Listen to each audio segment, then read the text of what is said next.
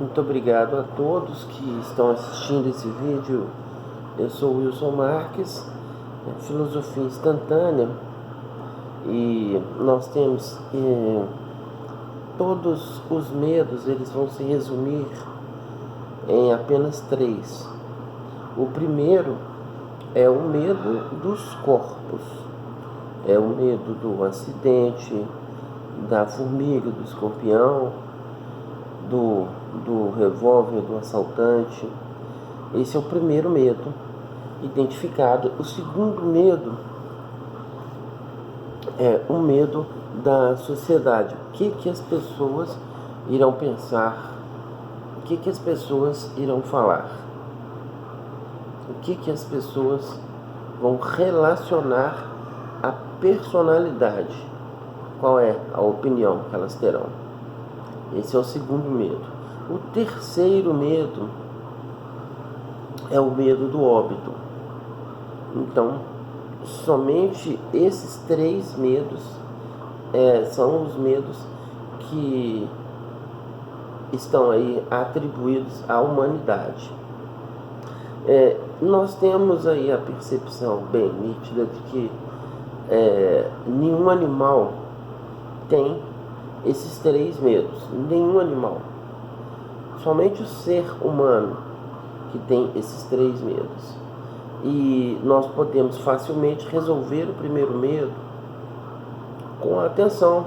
Basta olhar para frente quando estiver andando, para não esbarrar no poste, ter atenção no trânsito, para não acontecer um acidente. No segundo medo, aí a filosofia vai ser um grande aliado, porque nós tratamos aí essa questão como ética. Nesse segundo medo, nós podemos perceber que aí se encontra a maioria dos problemas relacionados que nós temos aí da humanidade.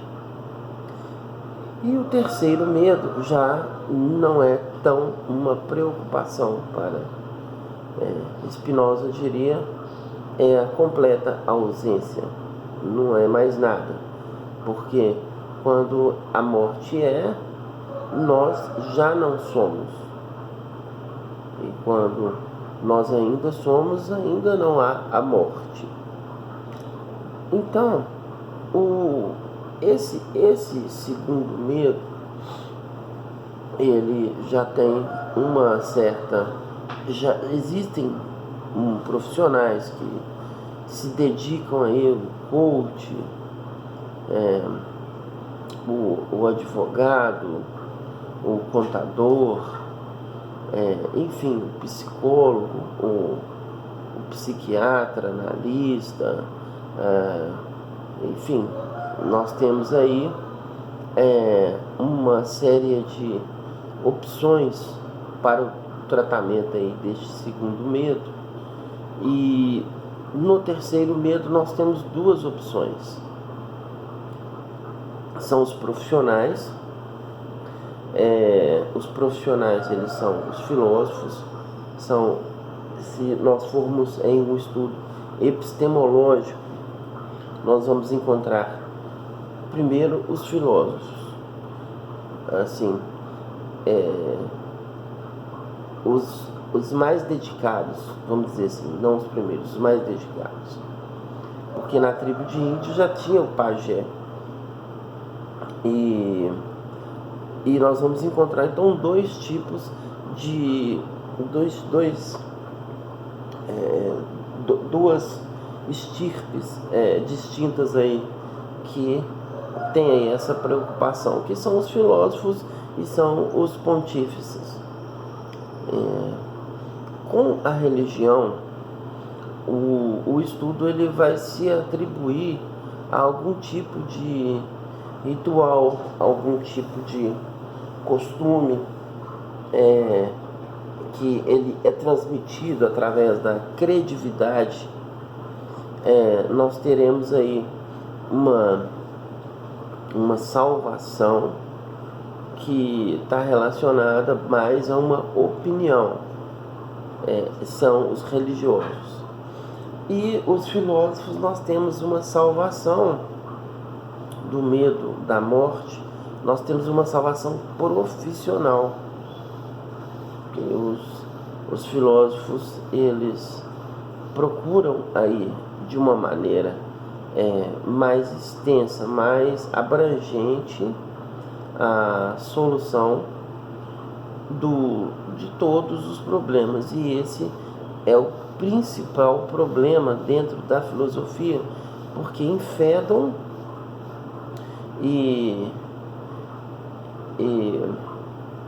então assim, Fedon e apologia, né? Nós temos aí dada a palavra a Sócrates.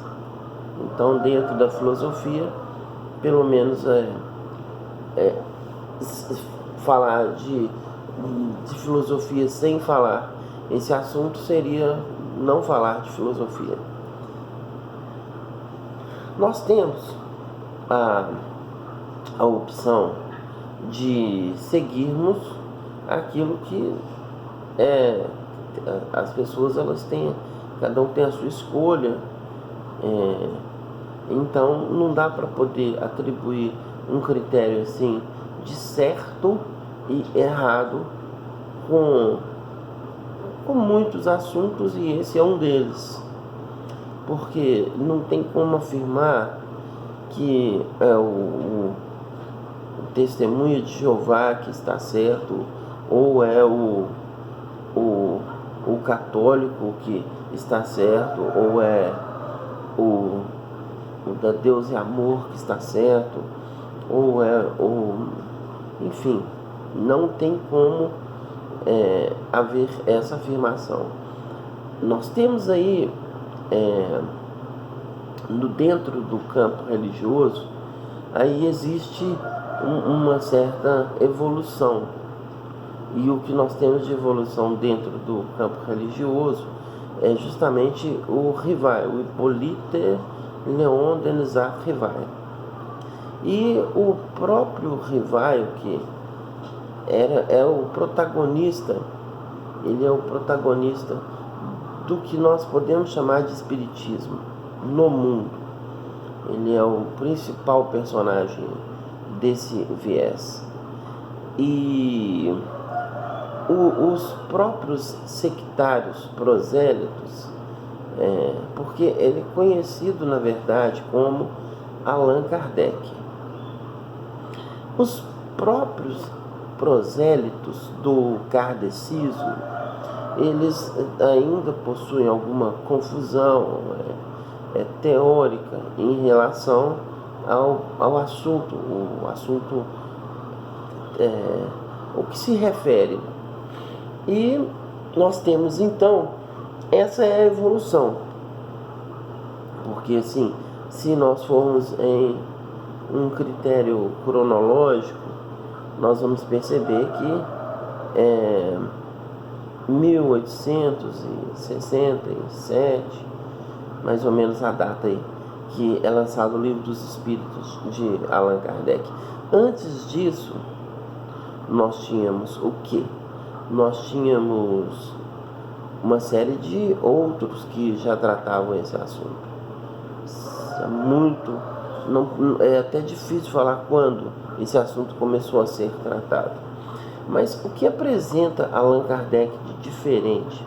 Bom, se nós pegarmos, por exemplo, o Durkheim, Estocolmo, ele faz aí uma relação de a pessoa casada, ela suicida menos, a pessoa que tem filhos, ela suicida menos, o índice de suicídio dos que têm filhos é menor, o índice de suicídio dos que possuem uma religião é menor, o índice de suicídio daqueles que são de uma classe social menos favorecida é menor. Então esse estudo de Durkheim é o estudo mais famoso, e é onde que vem aí o surgimento da sociologia, esse estudo da sociedade, onde é criado também a antropologia, porque nós temos aí uma firme convicção de tanto quanto dos religiosos, tanto quanto dos filósofos, que nós temos como organizar a melhor vida. E então essa organização dessa melhor vida, ela justamente é o que incide dentro do assunto, porque o fato de haver um período específico que não está diante da nossa autonomia, isso é hostil a nós, nós temos que simplesmente, porque assim, não vai, olha, eu vou ali agora, muito obrigado aí, mas eu vou ter que morrer e depois nós encontramos aí, um abraço aí, obrigado. Então, não é assim que funciona. Todos estão sempre, está ali a vida como ela é, e de repente acabou, vai embora, morreu, houve óbito. Essa é a única convicção, inclusive, tanto de religiosos quanto de filósofos. E inclusive a discussão é dada a palavra. Não tem assim Platão falando, mas é uma delícia morrer. Não tem isso. Mas nós temos uma apologia ao que nós podemos chamar de gestão atômica, ou nós podemos chamar de suicídio, justamente o que Durkheim estuda, o suicídio. A morte de Sócrates tem ali, no mínimo, há dois fatores fundamentais que são indiscutíveis. Tem ali um homicídio, as pessoas decidem que Sócrates deve morrer, e tem um suicídio. Então tem no mínimo aí dois fatores fundamentais, um homicídio e tem um suicídio. O suicídio,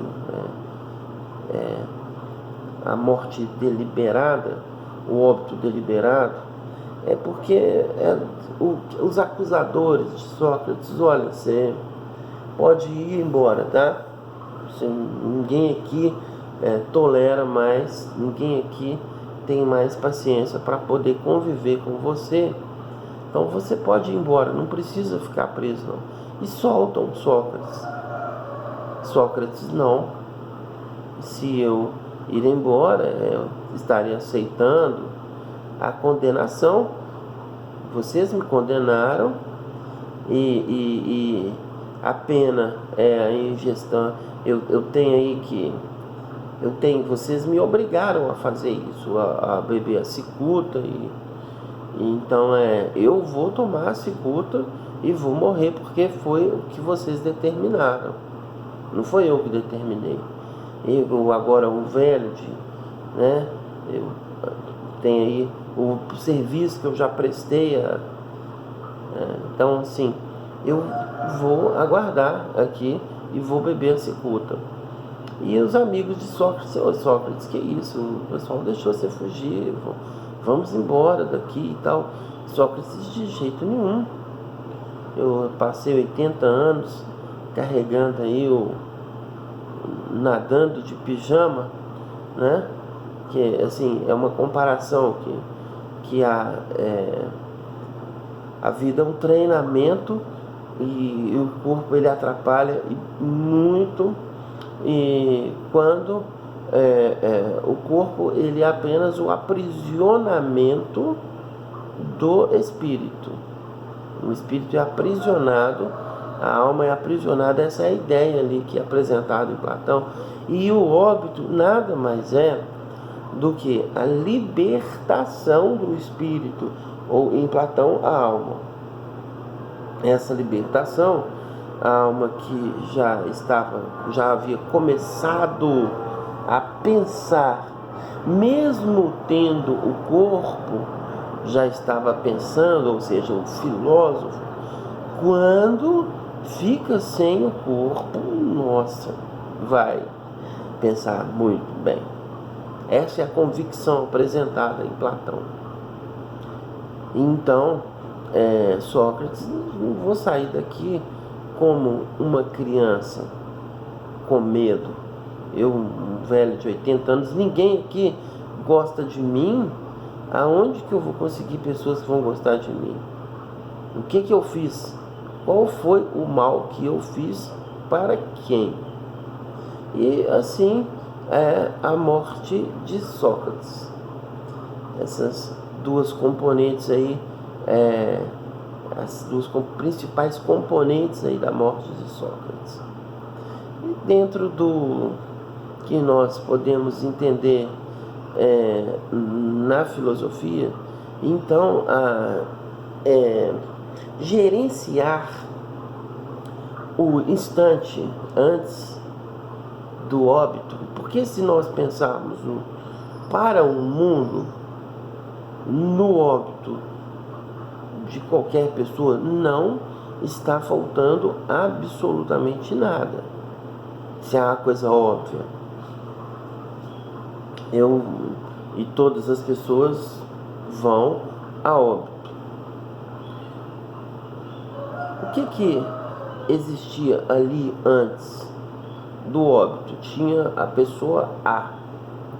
Mas o que existia antes da pessoa A? Existiam átomos. E esses átomos, na união, eles fizeram aí moléculas e eles foi fabricado um corpo. Dentro do corpo o próprio ser humano fabricou aí esse corpo. Então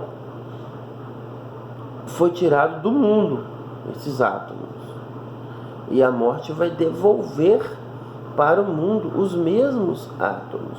O único viés que nós temos que trata esse assunto com seriedade é a mecânica quântica, que nada mais é do que a organização desses átomos. E tanto a organização interna quanto a organização externa, mas está mais relacionado à organização interna. Porque a organização externa, e nós já temos outras disciplinas, a química, por exemplo, a elétrica. Então, assim, nós temos aí aqueles das opiniões, que são os religiosos. Eles vão falar assim: olha, tem que viver assim. Eles passam um gabarito de como que tem que ser a vida, né? Não pode cortar a mulher o cabelo, a saia tem que ser longa até no pé, e não pode passar maquiagem. Enfim, tem vários tipos aí diferentes de regras dessa turma, a turma chamada religião, que são os que não é uma ofensa, não é assim um menosprezo, mas são os amadores do assunto. E os profissionais, aí a discussão é outra, porque se a vida, a primeira discussão é válido, é interessante, para que a vida? Esse é o motivo que teve aí o reverendo Moore, que era o pessoal com a opinião de suicídio coletivo, porque se vai ter óbito, qual a diferença? Porque o óbito, o corpo A estava vivo, e quando chega o óbito para o corpo A, aí ele deixou, ele já não vai ter mais a vida. Então, para o mundo não falta nada. Aqueles átomos que estavam ali concatenados, fazendo ali a existência do corpo A, eles simplesmente se desorganizam. E se nós formos aí pelo lado religioso, do limo da terra, a opinião dos religiosos é que do limo da terra que foi retirado o corpo. Então, de uma forma metafórica, a religião, a explicação que nós temos científica, ela é só uma explicação mais completa, somente isso. O que a religião trata de forma não profissional, os filósofos tratam de forma profissional. Então, a reflexão que nós vamos fazer para o período chamado vida, nada mais é que administrarmos porque se tem um período que, se a convicção ela for existencialista, então já existia realmente a sequência aí, nós vamos seguir com Platão. Aí o filósofo vai falar assim, Cristo era Platão. Cristo, ele era um prosélito de Platão. Né? Então, porque para os monistas, só há o que há. Só o trânsito ali de átomos e energias que se atritam e criam e destroem coisas. Mas o fato é que tanto para os científicos, que são os filósofos, os profissionais do assunto, quanto para os religiosos, esse é um dos assuntos mais importantes. Então nós vamos na sequência estudar um pouco aí de ética, as próximas aí filosofia instantânea, vamos falar um pouco de ética, que nada mais é do que a gestão desse período chamado vida. Muito obrigado a todos. Eu sou o Wilson Marques, Filosofia Instantânea.